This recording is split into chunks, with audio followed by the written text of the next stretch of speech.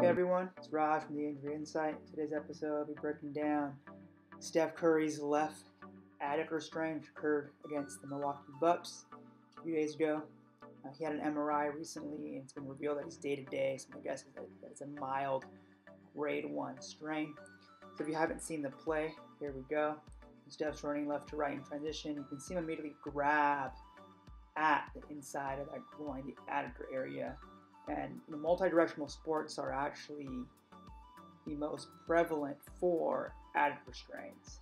The adductors are actually a group of muscles that connects from your pelvis down to the inside of your femur, that thigh bone. You can see them pictured here. There's actually a group of 5. There's only 3 pictured here. We don't know which one Steph injured, but we know one of them or multiple of them are strained. Here's kind of the groin injury pain pattern. It runs inside that leg from the groin all the way down to the knee. As I mentioned before, I believe Steph has a grade 1 tear. All strains or tears, so don't let that word scare you. Grade 1 is a small number of fibers are stretched with micro tears.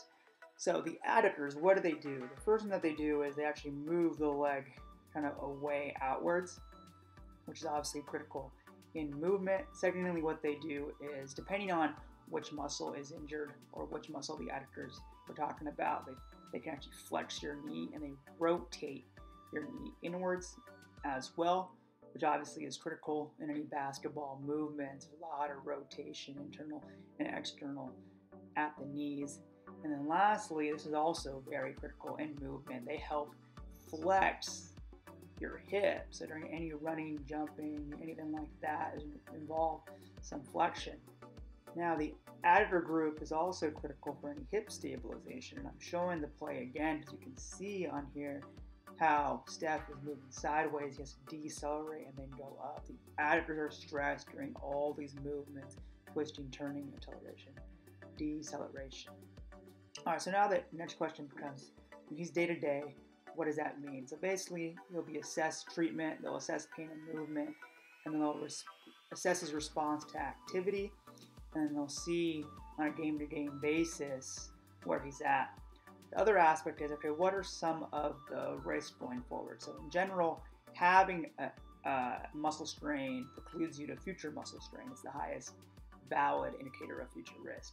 But the adductors in general have a 7-time higher risk of future injury, and the more competitive it is, the higher the prevalence it is.